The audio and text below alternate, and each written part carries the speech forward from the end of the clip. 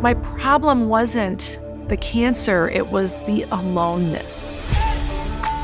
And if I long for anything in my life, it's connection. I'm trained as a psychologist, and I've done 2 master's degrees and a doctorate. And in all of my training, telling your own story is like a big no-no. The whole purpose of this is hopefully to help other people feel less alone in these complicated moments in our lives, where we all let go of all of that fear and bullshit and just exist together as our most authentic, flawed, gorgeous, fucked up selves.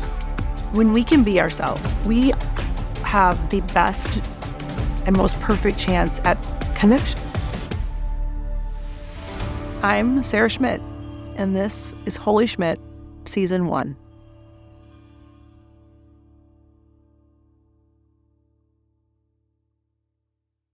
I'm Sarah Schmidt, and welcome to the Wholey Schmidt Podcast. Together, we are going to find resilience in whatever life throws our way. When you look back on your life, there are some moments that will make you stop and say, Wholey Schmidt. Over my half-century on this planet, I've learned a thing or two about finding the silver lining in some of life's most challenging experiences. And if we can't reflect back and make meaning out of the hard things, what was it all for anyways? As a psychologist, I always learn that telling your own story is a major no-no.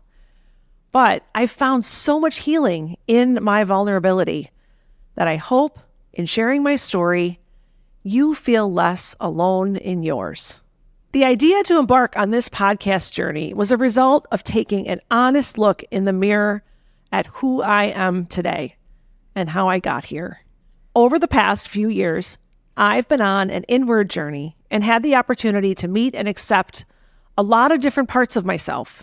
And at 51, I'm just starting to really like who I am. The first half of my life was stacked with some of the most difficult and complex parts of the human experience. Dealing with a diagnosis, marrying a woman, adopting children, navigating divorce, co-parenting, marrying a man, having a biological child later in life, grieving a parent, the list goes on. The truth is, we will all deal with some combination of these things during our time here on Earth. But despite the truly universal nature of these experiences, it is amazing how alone we feel when we are met with them. I mean, if you can't get away from your fear, right, and take it with you, what's the harm in that? Everybody's fucking afraid, in the world. Everybody who's walking on the street right now is afraid of something. And so why not bring your fear with you? We have this whole perception, I think, that I can't do this thing I want to do until I've reached this state of wholeness, perfection, top of the mountain, pinnacle, of my life. But it's really the people who show up with their fear and struggle or darkness or that I think we most respond to. And we don't know it. We don't know that that's what they've got in their back pocket.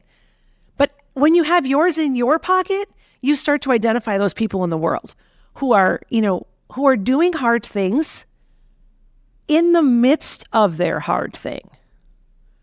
And I think there's so much to learn there. We put so much value on, especially in this wellness world, this world that's all thinking about healing. When I'm healed, then I can do. That's been a huge lesson for me in this podcast production, because every day I'm reminded of a sharp edge that needs attention in me or on me or around me.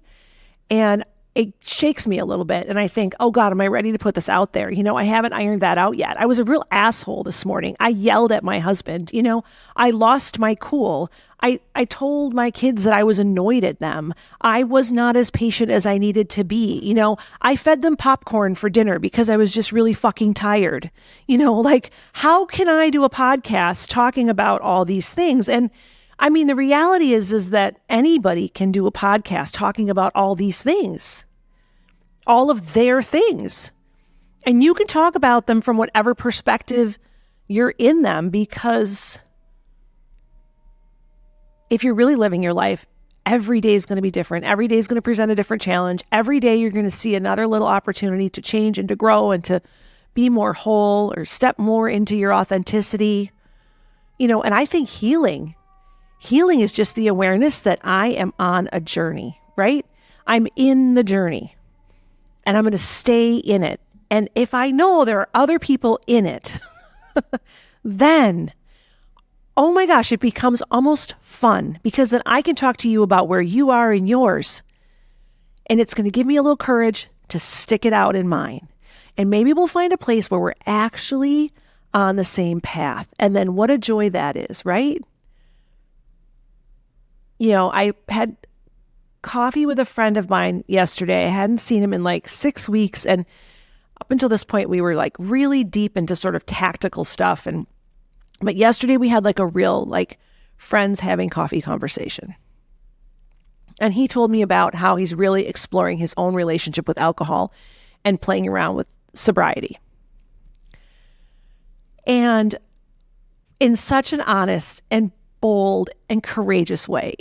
And it was so awesome to hear him talk about this the way he did, because what it did is it opened up for me this part of me that's been so struggling like the last, 51 years, but in particular the last few months, with just all the self-image stuff that I allow to clutter my brain and keep me from really being like really present in my body. Almost like if my body was perfect, then I could be really present in it, right? Then it would be really fun to be in it. But when it doesn't feel so perfect, it's not super fun to be in it for me. So I don't want to be. And so I find ways to just disconnect. Anyway, there are two different issues, but the fact that he shared his allowed me to be more present in mine. And I think that's the whole point here. If you're listening to an episode about topic A, but you're struggling with topic C, and maybe I never talk about topic C, I don't know that it really matters, because the point is that we are all learning to struggle and find meaning in it, and we don't have to have the same challenges. But it's really consoling to know that there are people in the world who are challenged and who are willing to be vulnerable about it, share their experience, and somehow just not being alone, I think makes the burden so much more bearable. All right, so here's how this is going to go. Each week, I'm going to share a story, a pivotal moment in my life.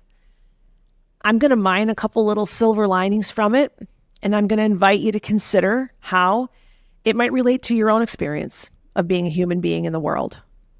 We're also going to hear the stories of guests. I'm going to be inviting a lot of really interesting people to talk with me about their hardships and how they worked through them. And I want to hear from you.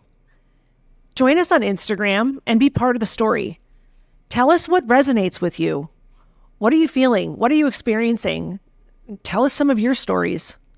During some of my darkest moments, all I wanted was to connect with another person who could tell me it was going to be okay.